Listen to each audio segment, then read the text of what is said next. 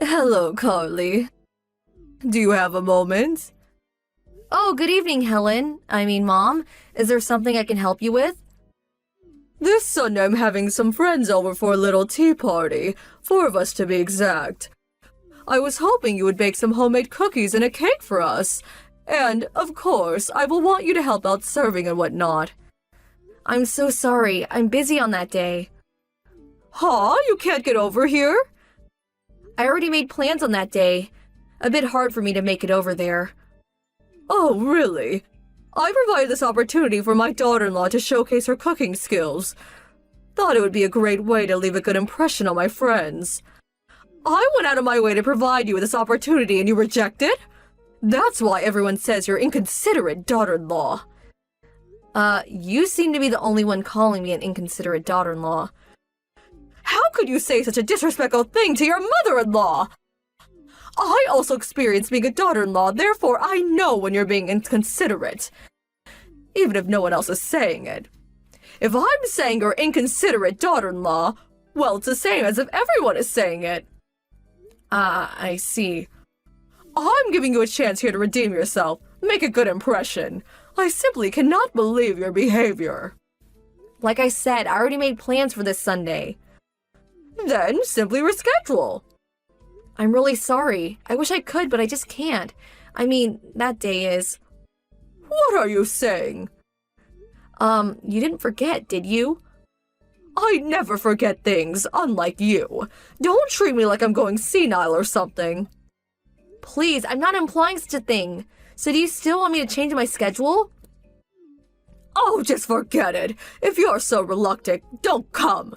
Besides, you get here with that attitude and serve my friends. I'll be the one that will end up embarrassed. But I still want you to make the cookies and cake. I'm really sorry, but I don't have the time for that either. Just bring it to the house on Sunday morning. You're not hearing me. I can't do it. Okay, I'll be waiting for those delicious cookies. I'll say it again. No is no.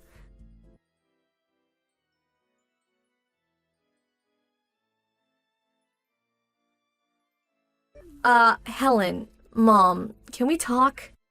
It seems you entered the house while Frank and I were out. Can I ask what you were up to? Hello, Carly. By the looks of it, you somehow managed to make that cake I requested. Thought you were busy. Huh? What are you saying? You didn't bring it over, so I went there to reprimand you, but then I saw that you did indeed prepare something. That cake was more than enough for my guest. So I will forgive you just this time. Like I said, what are you saying? Oh, yes, that reminds me. All the food on the table. I threw it out. What was all that? Little finger sandwiches, canapes, little bits of chicken? So that's how you cook dinner, is it? Just pile it up on one big plate like some community plate. Disgusting. You really should learn to cook and prepare food properly. Plates, bowls, butter plates. There is an art to serving food, you know. Kids won't learn proper etiquette if you serve food on one big plate like it's party food. Well, at least bring back the cake. Oh my God, how time flies. My friends will be arriving soon. Please, Helen, Mom, please bring the cake back. Please. I made that for today. It's a special occasion. Yes, that's exactly right. Thank you so much for the cake. I can't believe you're doing this knowing full well what today is. Oh, my friends have arrived. Sorry, I won't be able to return your line messages. Mom, please.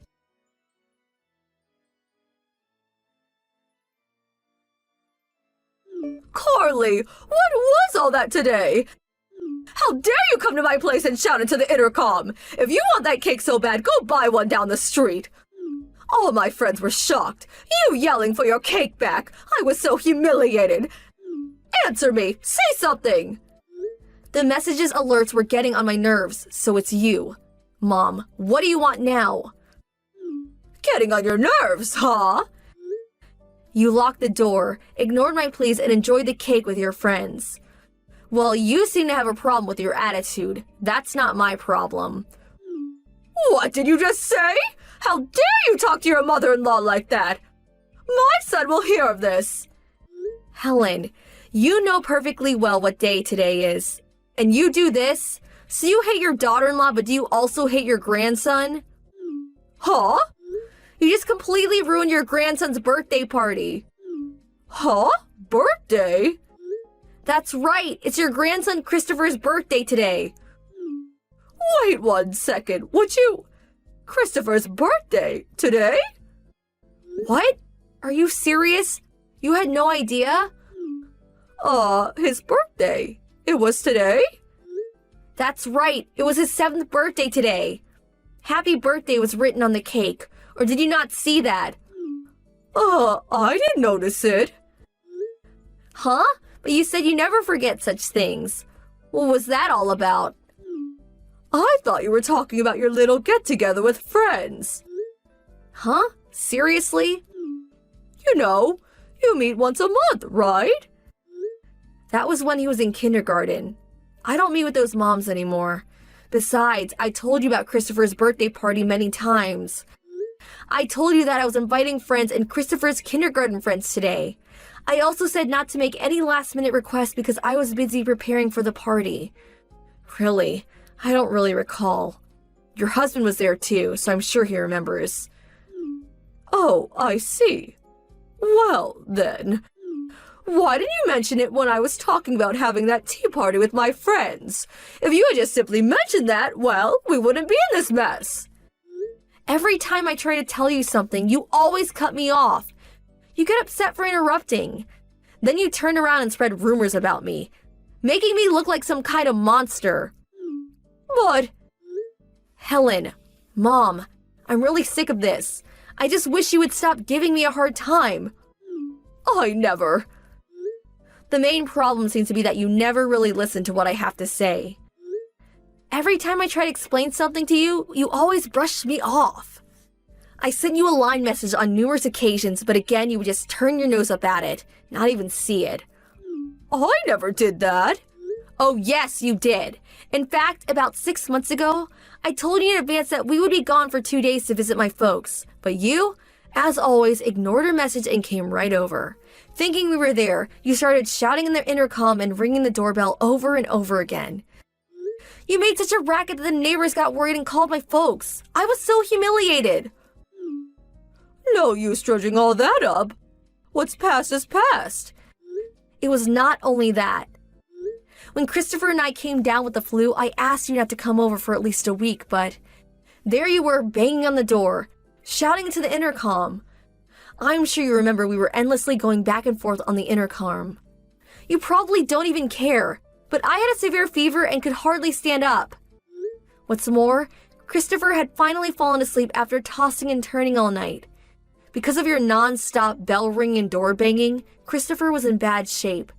If your husband hadn't come and got you, Christopher's fever would have worsened. I can never forgive you for that. Well, that was because... And there's one more thing I want to add. You didn't attend Christopher's birthday party last year either. Am I right? Huh? Such a waste. I invited you way in advance. A friend apparently called you on that day and you went shopping, as I recall. But your husband showed up. Actually, we were all befuddled by your actions. That's why we decided not to invite you, but I never figured you'd steal Christopher's cake and dump all the party dishes into the trash. Unbelievable. I simply just forgot. You can't fault me for being a little careless. But I have to say, this really takes the cake, literally. Huh? You don't seem to repent. Think about what you did. You stole Christopher's birthday cake. You dumped all the party dishes into the trash. As a result, we had to cancel the entire party and send everyone home. But fortunately, everyone was very understanding and we were able to postpone the party until next week. Do you realize how much damage you caused? Do you realize how much Christopher cried? Come on, you're being overdramatic. Besides, in situations like this, you should have been more resourceful. Resourceful? Yes, you could have just gone out and bought everything you needed. And there is Uber. I do know that the supermarket is right nearby and the bakery down the street was still open. If you're a mother, you have to be resourceful in order to overcome any kind of obstacle, such as today. That's your problem. You don't have the adequate resources to be a good mom. Wow, I really don't have the energy to like you today. Huh? You do know that Christopher is allergic to wheat flour. Huh? Yes, a couple of other kids we invited are also allergic to flour. That's why I prepared the cake and cookies using rice flour rather than wheat. But that was all kaput, thanks to yours truly. You say, just go buy it at the supermarket. Well, it's not that simple. Allergy? Christopher is allergic to wheat? Huh? Are you being serious? You weren't even aware of it? This is a serious matter, you know? Well, I was. So whenever Christopher went to visit your house, he never ate any wheat-related foods. What did you think? I just thought your bad attitude just rubbed off on him. Am I hearing you right? I really don't understand why you enjoy giving me a hard time, but I'm sure your son explained Christopher's allergy problem on numerous occasions. How could he be so oblivious to such a serious issue? Christopher's life may have been at stake here. To be honest, I never want to see your face again.